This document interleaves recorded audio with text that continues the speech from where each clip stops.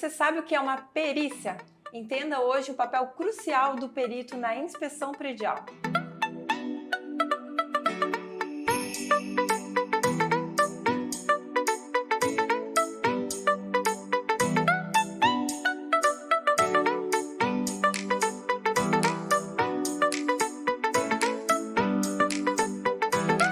Olá, hoje vamos entender como funciona o trabalho de um perito e como funcionam as inspeções prediais. Nosso convidado hoje é o Vitor Martins, engenheiro, perito na área de engenharia. Muito bem-vindo, Vitor. Obrigado pelo convite. Boa noite. A gente que agradece. E vamos explorar aí, falando no mercado condominial, setor condominial e a área de engenharia que muito tem a contribuir com os síndicos. Vitor, conta pra gente, como que é feita a perícia? O que é uma perícia em primeiro lugar? Então, Miriam, o perito, independente da área, que eu vou falar sobre a engenharia, mas independente da área, ele é um profissional que vai ajudar o juiz a tomar uma decisão num caso, num processo. Então, assim, por meio de um laudo, no caso da engenharia e em outras áreas também, ele vai apresentar vários temas e o juiz vai poder decidir em cima desse laudo. Então, no caso da engenharia, dependendo do que for o processo, ele vai fazer essa avaliação, vai apresentar o laudo, pode ser ou ele ou com outros parceiros, com outros engenheiros, engenheiro mecânico, engenheiro eletricista, vai variar do que é o processo. Auxiliando ali, no caso, o juiz, né? Porque Isso. a área da engenharia, assim como a arquitetura, ela é muito vasta, né? Então, até uma dúvida que eu tenho aqui é se realmente precisa ser um engenheiro, explorando mais um pouco em relação a essas parcerias.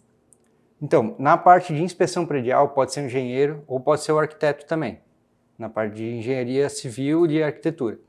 Mas a gente pode também ter essa necessidade em outras áreas, na área de elétrica, na área de mecânica, no caso de um elevador, a gente vai precisar do auxílio de um engenheiro mecânico para fazer a avaliação. Os equipamentos, bombas, caixa d'água, às vezes precisa também do auxílio de outro tipo de engenharia. O que você vê, assim, na tua experiência, casos mais comuns que você acaba tendo para fazer esse auxílio aí no caso do juiz? Então, o caso, eu acredito que seja bem comum, é a parte de danos mesmo de obras. Então, uma construção que está começando, uma estaca que está sendo colocada, uma fundação, e acaba causando danos em construções vizinhas. É bem comum o vizinho processar uma construtora durante o começo. E para a parte condominial é muito comum a parte de permeabilização. Impermeabilização. A parte de caixa d'água, de telhado, então sempre acaba afetando uma casa, um apartamento, principalmente de cobertura. Principalmente de cobertura, né? E aí como que funciona esse laudo, assim, se existe alguma punição em relação a essas inspeções? Então, é muito comum aqui, quando se fala não especificamente só na perícia, mas também em condomínios, a inspeção predial. Então, aqui em Balneário tem uma lei que não é muito comum no Brasil, são poucas cidades que tem, aqui em Santa Catarina, se eu não me engano, é só Balneário e Rio do Sul que tem essa lei, que é a obrigação da inspeção predial. É uma vistoria geral, como se fosse um check-up, como tu ir num médico e fazer os seus exames, um clínico geral, e desse laudo de inspeção vai ser apresentado os problemas da edificação. Então, esse laudo pode ser usado no processo, ou até para embasar um perito, que esteja lá ajudando o juiz, ou então até para confrontar ele. Caso ele faça uma perícia que não seja condizente com o que uma das partes vê, ele pode pedir esse tipo de laudo para confrontar e para tentar rever o que está sendo feito lá pelo perito. É, muito bom. Essa lei específica, a gente até gravou uma entrevista com o presidente da associação aqui de Balneário Camboriú de Engenharia, e realmente é um grande diferencial até para outras cidades, né?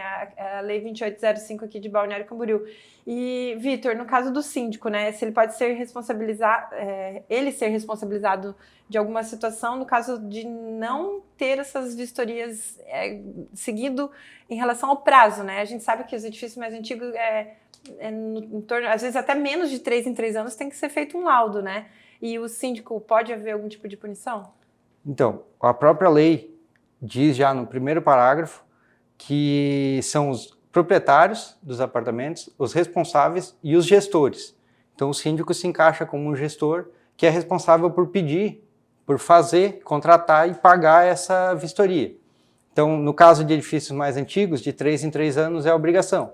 O ideal é até menos. E para edifícios novos, dizem 6 anos. mas a gente sempre indica que seja feito em menos, até por questões de garantia. Vícios ocultos, Isso. acaba, às vezes, antecipando algum tipo de situação até para uma previsão orçamentária, né? Na grande maioria, o pessoal fala que a garantia de um edifício da construtora é 5 anos. Isso não é bem assim. Isso muda conforme o sistema construtivo. Por exemplo, pisos tem uma garantia menor, telhado tem uma garantia menor.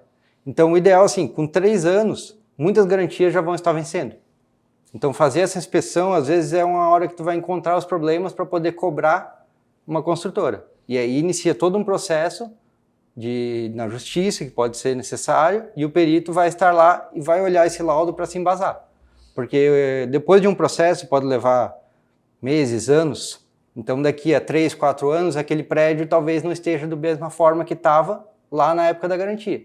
E esse laudo vai ser uma prova muito forte para o perito usar na hora de mostrar o laudo dele para o juiz. Vitor, outra situação, quando o edifício, se ele ainda está na garantia, é o síndico que tem que solicitar essa inspeção ou é a própria construtora? Então, a construtora vai solicitar a primeira vistoria, que é quando ela entrega a obra. Para tirar o habite, é obrigatório a construtora fazer a vistoria.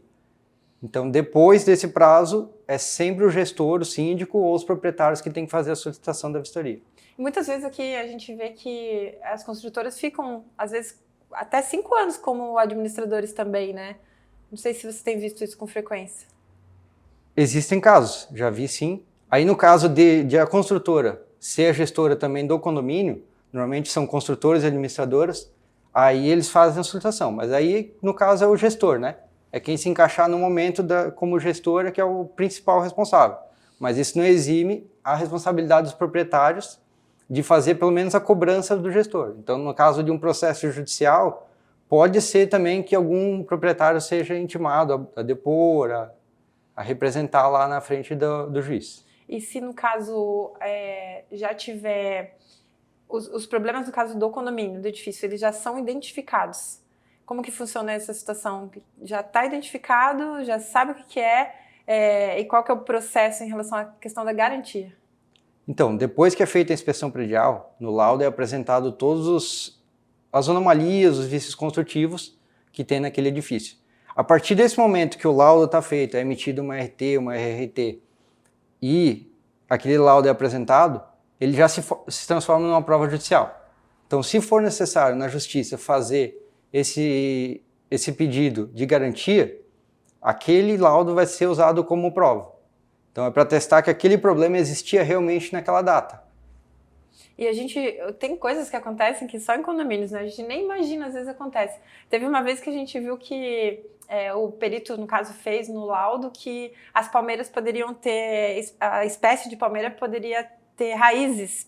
E aí o síndico demorou um tempão, começou a ver problemas lá na parte da tubulação, até foi uma entrevista que teve muitas visualizações no Conde TV, e aí até descobrir, parecia um alien, literalmente parecia um alien na tubulação, e já tinha lá, o engenheiro já tinha especificado que poderia acontecer algum tipo de situação nesse sentido.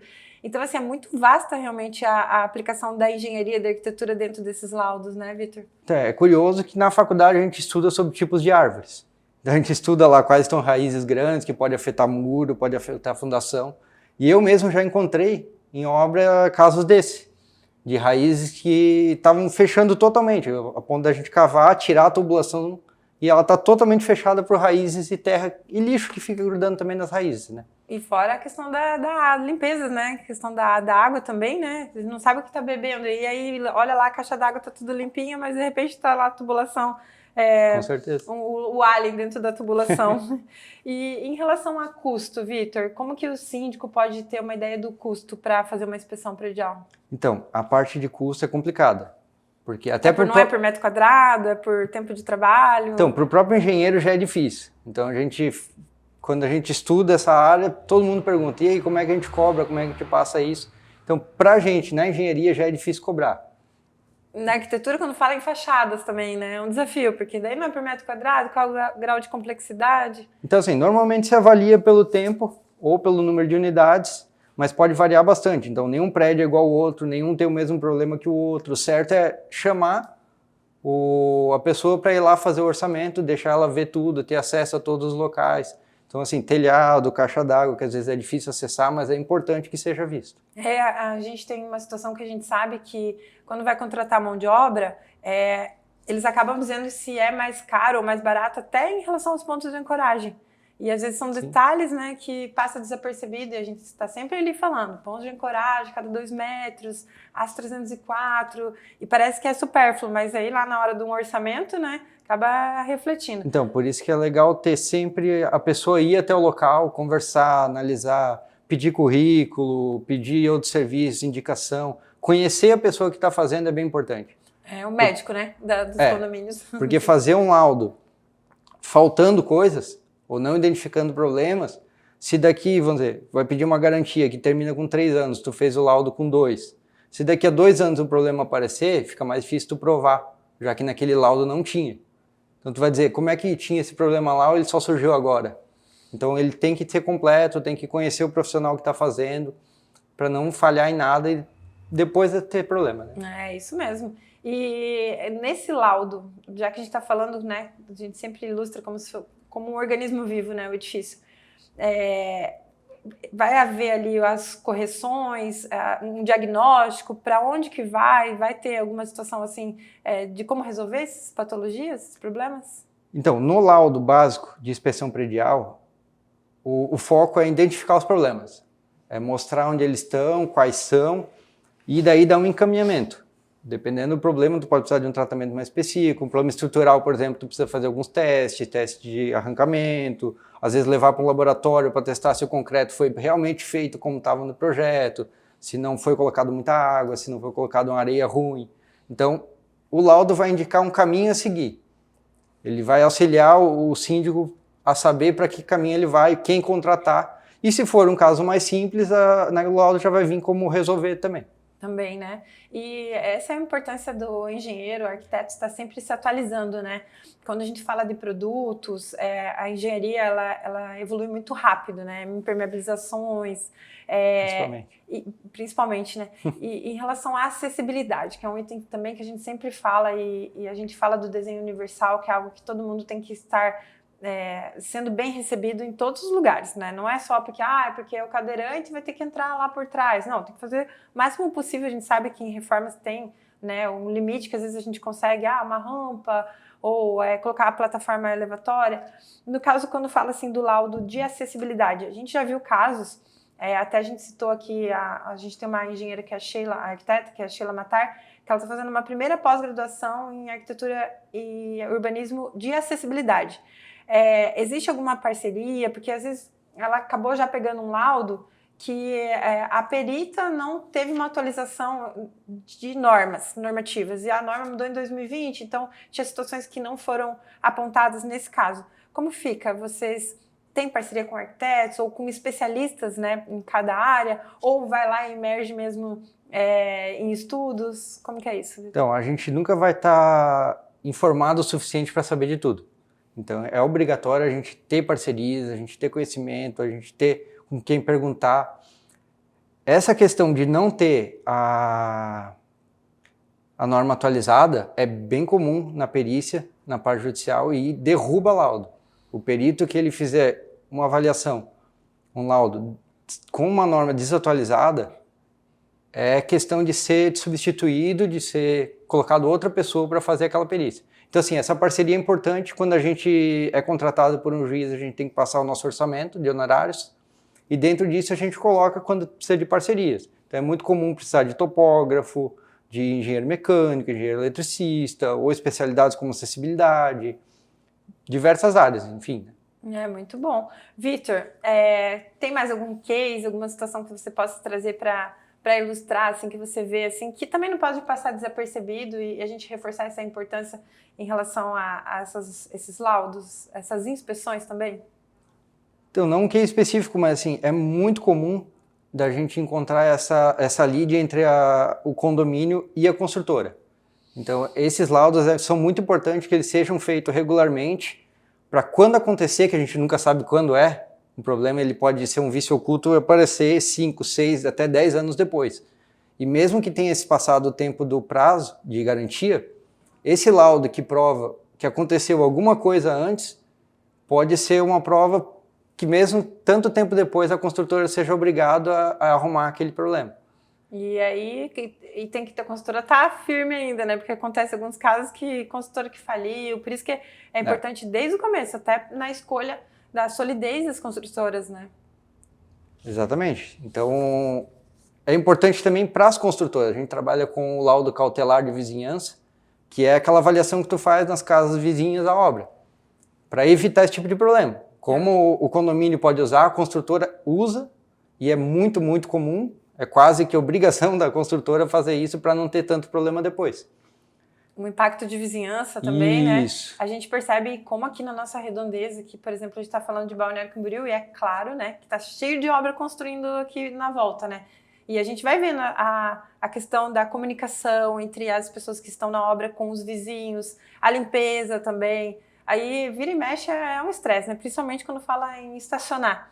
Estacionamento aqui cada barulho. vez mais difícil, terra, barulho, aquelas hélices helicoidal lá que treme toda a redondeza. Exatamente. E aí, isso é Balneário Camboriú, né, Vitor? O barulho, até pela questão da vibração, é muito, muito comum em ter problemas de rachadura, fissuras e mais um gesso. Gesso. E um alerta também importante a gente falar que uma fissura, até a fissura precisa ser vista porque ela pode se transformar numa rachadura e corroer até o aço, né? Aí a importância das manutenções estarem em dia. Não, com certeza. E aqui em Balneário é um ambiente agressivo. Porque é muito próximo ao mar, maresia. Então é muito comum problemas estruturais, principalmente em lajes, por falta de cobertura de reboco.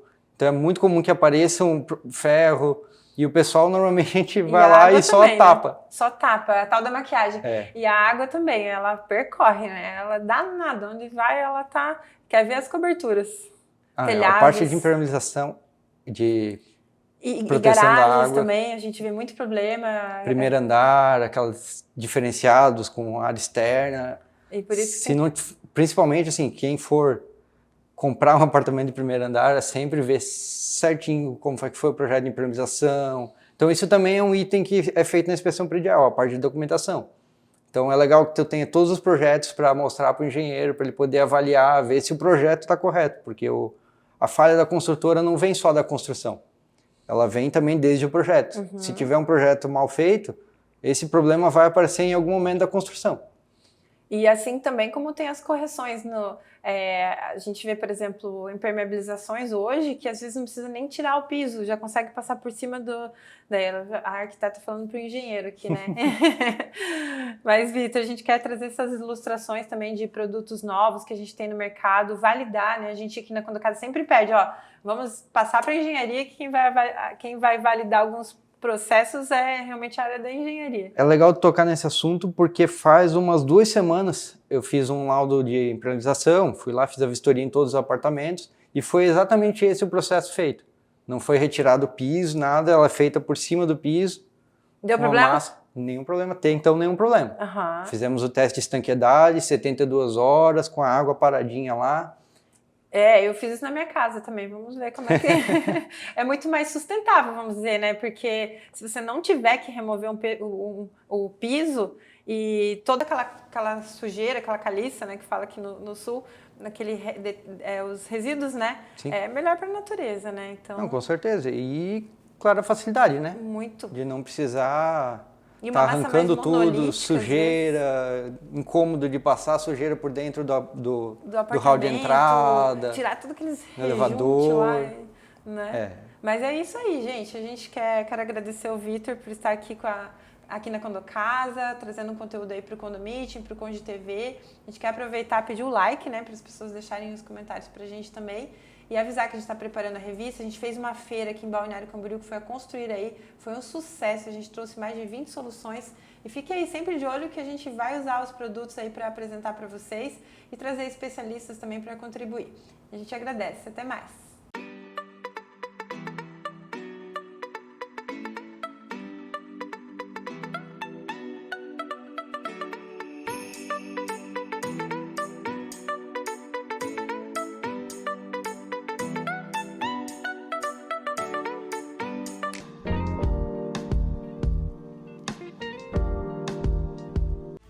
Conde TV. Informação de qualidade e credibilidade é aqui.